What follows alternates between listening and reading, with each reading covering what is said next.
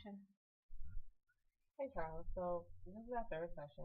We've been seeing this for about 2 weeks now, and I know that you've been having a rough time with the divorce, and I just want to check in, see how that's going, see where you are with things, and how you're feeling about everything. Pretty much a rough process going on, with all the attorney fees that I gotta pay for and then waiting on court dates. Hmm. And she's trying to suddenly say, oh, now she's pregnant to draw out the whole divorce process. And it's a lot on me, and I still gotta worry about duty and everything else. It's too much on me right now. I can't handle it. So it sounds like you're feeling very overwhelmed by the whole process. There's a lot going on. So, Extremely, extremely overwhelmed. Like I said, this is too much to be going on in my life as of right now. And the thing is, even my own platoon sergeants or whatever, I'm like, is noticing, like, okay, yeah, you're going through a lot. Maybe you should take a break, but I can't really take no break. I don't have any time for that right now. I just need to know how to like really bear with the situation and try to make it through. hmm um, you said that they're suggesting that you might want to take a break, and you're saying that you can't. Why? We'll talk a little bit more about your feelings about why you want to be unable to take a break. Because that's just a part of my morals. I'm never gonna quit anything. I'm never gonna slow down for anything because I'm up for promotion pretty soon. Mm-hmm. So I have to do whatever it takes to like meet my certain standards, make up as many points as I need to make just so I can pass and move on to my next rank. Mm-hmm. And right now, like I said, it's pretty much just I got this coming at me where, oh, um, yeah, we're gonna have to have your court date on May 15th, and then because something she said happened, whatever that never really happened, Mm-hmm. they'll push the date back. Like, all right, well, my attorney is saying now the date is going to be in June, this and that. Just drawing everything out. Right. Just keep coming up with excuses for different Mm-hmm. nonsense or whatever. And I just really want this to be over. I Right. really do. Definitely understandable. But I do want you to be aware of whatever options there are available to you, and it sounds like that they're trying to um, offer you a solution or an option to take a break. So I don't want you to just totally rule that out. I understand your willingness to keep going and push forward, but I do want you to keep all your options open and consider all of your options and not possibly just shut down certain things, especially when somebody's trying to do something that, if you look at it in a different way, it might possibly help you a little bit. That way you won't have to worry about duty and things like that, and missing duty for your court dates and things like that. Right. But just, it's something to think about. If they're giving you an option, to just be aware of all your options. You don't have to take advantage of all of them if it doesn't work for you, Right, but because just I don't to even be have all aware. the leave time accumulated to they Mm-hmm. just keep saying, okay, I can't come in for duty today because I have to go to court. Mm-hmm. Like that looks bad on my report right now, so Right. I can't keep doing that. But like I said, I'm really I'm at that point. I can't afford to miss a day. Can't. I understand that. You definitely have to still be able to take care of yourself. Now, I heard you say that you feel as if she's drawing the process out. She's saying things that occurred that didn't occur, and now she's saying that she possibly was child from the relationship. Supposedly, it ain't mine. Okay. Is it something that would have taken place during the time that you two were together? Not even close. Okay, but it still has a way to hold up the process.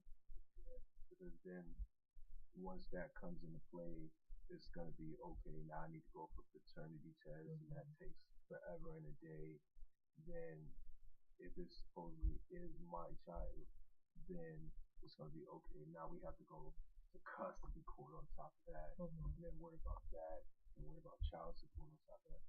Like I said, that's an issue I'm not really worried about. I know it's not my child, so but Okay. it's just a really tedious and long process. I'm not around for. Mm-hmm. Just even hearing you talk, I can see like how tense you are and all the anxiety that you have surrounding this. And some of these things are things that we can't control as far as dates and things getting pushed out. Right. So we definitely want to deal with the things that we can control and work towards keeping you okay, keeping you from being overwhelmed by the situation as you go through the process. If the process is inevitable, we want to just make sure that you're okay through the process. So let's talk about some things that you can kind of do to cope. What are you doing right now to cope, to clear your head, to deal with the situation? What are you doing? What have you done thus far? I read the Bible. Okay, talk to me about that.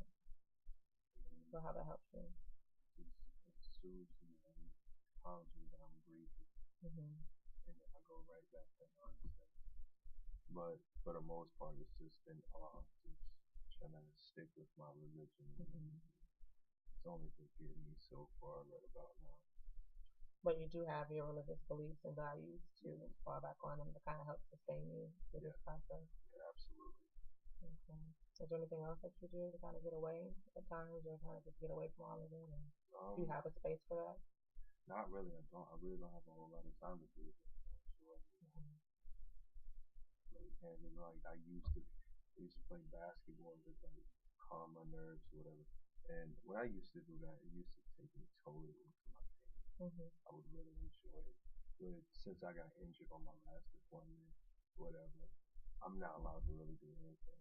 I'm barely allowed to walk at this point. So that kind of just took everything away from me. So I Okay. really have no real way of coping with a lot of what I go through. Okay. So is there anything else other than basketball that you would do? Something, is there anything that you can do that doesn't take a lot of time? If you can just get up a few minutes earlier and just have some quiet time to yourself, are there things that you can do that are within your scope that don't have anything to do with like your physical situation? I don't know. Just based on the simple fact everything that I knew for certain would take me out of that situation is I'm physically incapable of it now. I Hmm. can't do it no more. So like I said, now I just don't know what to do. Okay. Well, that's definitely something that I feel we can explore. It's something that you can probably give you a little bit of a homework assignment at the end of the session. Something that we can explore, some other things that you can do to kind of keep you centered or grounded through the situation that don't require physical effort or that can just get you possibly in a better mental space with everything. Right. Clear your head, even if it's just some quiet time to yourself with some music that you enjoy playing, if it's just getting up 15 minutes, 20 minutes earlier, just sitting quietly or having that time to read the Bible quietly. So I definitely want you to do some research about different things that you can do um, within the realms of your physical impairment right now that you're able to do to kind of keep you grounded and keep you going. So that's something that we'll talk about a little bit more towards the end of the session, but kind of keep that in the back of your head as something that we're going to explore. Okay. Okay. So you said that, I'm sorry, there's a lot of anxiety, I hear it, that you're dealing with. Have you tried any relaxation techniques? I don't know any real relaxation. Okay, well, throughout our sessions, that's something I can definitely help you with as well. We can go through relaxation techniques. I can give you some things to try at home. That just when you feel like it's becoming a bit much, people don't know that you're doing them oftentimes, and sometimes it's all within. So it's like focusing, maybe counting, breathing, things like that that you can do even in the midst of other people. They wouldn't even know that you're doing it. Because I definitely want to give you some tools because I know this is stressful. So you're going to need tools in your little toolbox that you can just take out and use whenever you need them to get through this. So that's another thing that we can talk about going forward. Now, where we at in the process as of right now, as far as court, there's nothing's been finalized or settled or. It's just standard of the military. Hurry up to wait. Okay. All of this is the waiting period. How's that been? Aggravated. Extremely aggravating. This should have been over a long time ago. This is just more excuses, more different ways, in my opinion, for her to try to get out of what we got. It's ridiculous. Is that what you feel the process is being dragged out for Oh, ultimately? absolutely, Okay. absolutely. That's the first time we've mentioned the alimony aspect of it. So with this, at this point, we're totally beyond reconciliation. Is that are we? Way beyond that. We are beyond reconciliation. The So only reason she wanted to leave was because I was in the military. okay. She saw, like any other female would, soldier. Oh, benefits and a new life.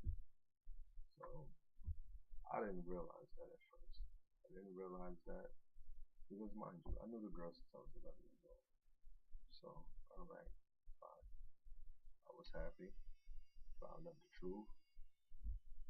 Now it's just, she's trying to hang on for dear life of what little bit that she can get or whatever. Mm-hmm. So, So there was some longevity with this relationship. Let's talk a little bit about that. You've known her for a very long time, and for things to end up like this, that must have you dealing with that part of it as well. How does that feel that you've known her for so long? And That happens all the time. Not worried about it. Knowing somebody for a long time with me, and then suddenly things change everything. It's natural at this point. People come, people go, people change. That's just the way of life. But more or less, it's more. I feel like I should have expected it sooner. mm-hmm. Seeing both of our lifestyles and how we both grew up together. Is like I said, she lived across the street from me. That's how I knew her. She lived across the street from me. She was that girl of the block, and I was that guy of the block. Everybody knew us. And like I said, I came back home after my first deployment, linked up, got married, whole shebang, and went straight down the drain after that. Once I found out the real truth or whatever. So I'll go away on a deployment, did my deployment in Kabul, Afghanistan for 9 months, and then I find out the whole time she's riding around in my cars and bringing other men in my house, sleep with them, everything. That's why I said I'm not worried about the whole pregnancy thing because I barely got to be with her, let alone some of us having her as my child. Excuse me, but it's plain ridiculous. But that I'm not worried about. But yeah, we do have a lot of longevity together. But like I said, people come, people go, so I'm not worried about Okay. I heard you say that you're used to that. it. Let's talk about that a little bit.